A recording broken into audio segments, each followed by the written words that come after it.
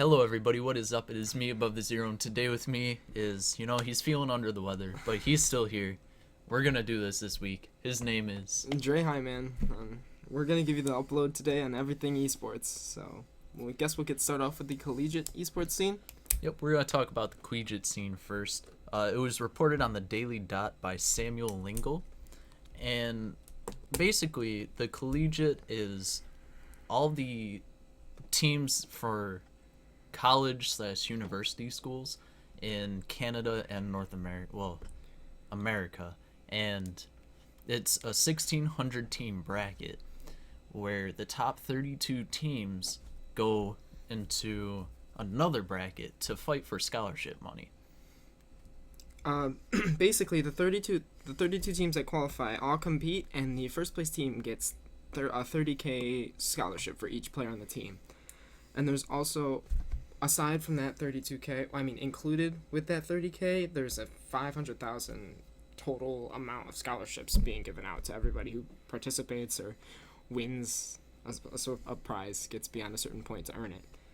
But if you have a school team and you're looking to register for that tournament, the registration deadline is October 5th, and you just have to be a team from a college from the United States or from Canada, and every member of your team has to be at least 17 years old.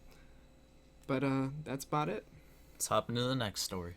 On Friday, after we recorded our last video, we got a notification that X-Smithy was actually cleared. Well, his visa was cleared so he can play in the group stage of Worlds this year for the League of Legends World Championship.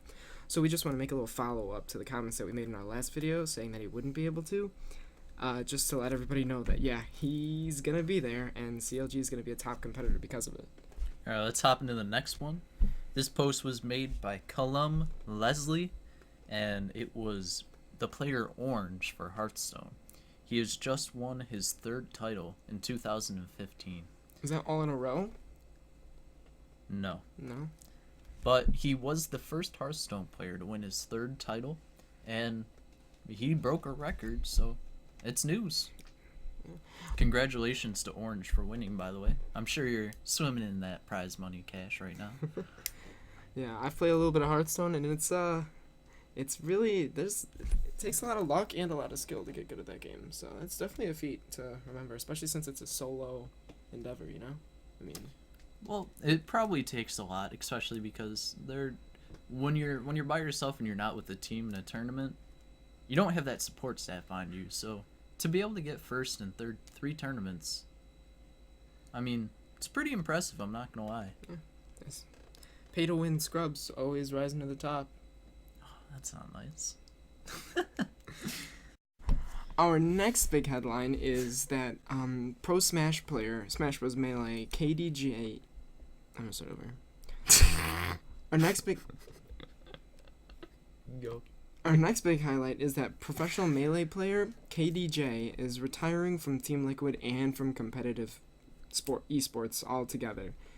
His run has been very remarkable, and he's been a very top-tier player ever since he started playing in the early 2000s. He's well known as one of the few players that can actually beat Smash God Ken, and he'll be greatly missed in the Smash community.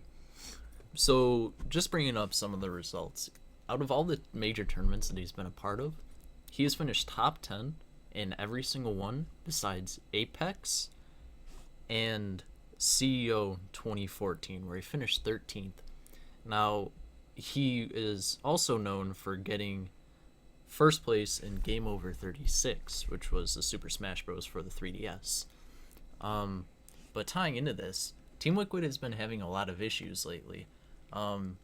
Piglet was announced to be retiring, and then they're like, oh no, you're wrong, reporters, he's not retiring, even though his contract ran out and he had a plane ticket to go back to Korea. And then, oh, guess what, 2 days later he's re-signed. So, he was going to retire, but he went out. He's a very emotional player. That's why he left SKT. That's why he moved over here to North America, because he wanted another chance at Worlds, and he thought this roster was right. And this whole thing with I will dominate X Special and Piglet. Nobody knows what's going on with Quas either. Team Liquid needs to get their stuff together. That's not what I wanted to say, but I'll keep it family friendly. But Team Liquid is having some struggles right now, and They we'll just see if they lost a can. major player in a pretty well-known gaming scene, so we'll see how they can recover and move on to our next story. Now, Above the Zero is going to fill us all in on a little bit of CSGO knowledge, because my knowledge isn't exactly up to par on that game, but he's going to keep us filled in, so just sit tight. Alright, so right now there's this trio trade speculation going on between Ninjas in Pajamas, Gamers2, and Cloud9. Now, Get Right, also known as Christopher, is thinking about moving over to Cloud9. Now, Cloud9 does everything on a trial basis where you go over there, you scrim with the team, and if you do well and the team and the staff likes you, then you get signed, because moving players from Europe to North America costs a lot of money. So they don't want to invest on something that's not going to pay out. So Get Right has had a plane ticket to go over to North America, which many people are speculating to go to Cloud9. So that's what's happening with Get Right. The other two players, Freiburg and Alu, look like they're going over to NIP.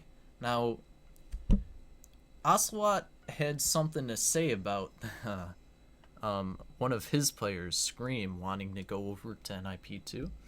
He says in the post, quoted, "Just want to make sure nobody is going anywhere, and all our current players are more than happy to stick in G2." And then later on says, if anything, they would be coming to G2 because why would somebody want to join a dying dinosaur? So he did take shots at NIP.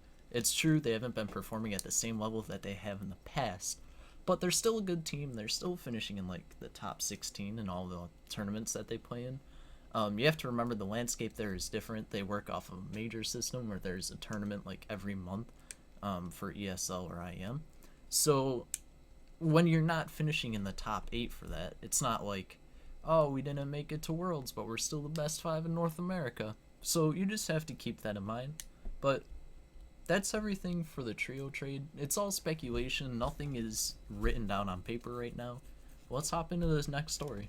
We're going to take a look at up-and-coming esports club G2 Gaming that we just mentioned in this whole CSGO controversy. Their founder, Ocelot, has had a lot to say about their growth and how he feels they're going to do since their team just qualified to join the EULCS. Now, Gamers2 has been an organization that has been around for, I believe, 2 years now. And it started off with the League of Legends scene. Ocelot wanted to make his way back into the LCS.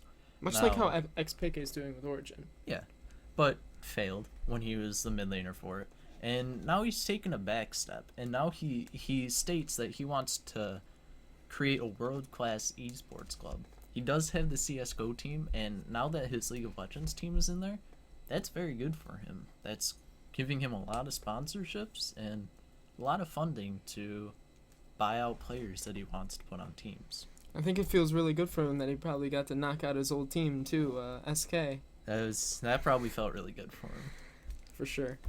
The golden age of SK was done, and now he was the one to finally finish it off. So, all right, well, everybody, thanks for tuning in to this week's episode of Esports Upload. And just to let you guys know, we're not coming up with all this information on our own. We're using articles that we find online, and we're just a resource for you guys to get the information, all the important parts consolidated down into one source. But if you want to dig more and find out more than what we gave you, we'll put all the links in the description for you to use at your own leisure and find out more information that you want. But anyway, thanks for tuning in this week, and we'll catch you guys next time with all your esports information. what the fuck that was? Later.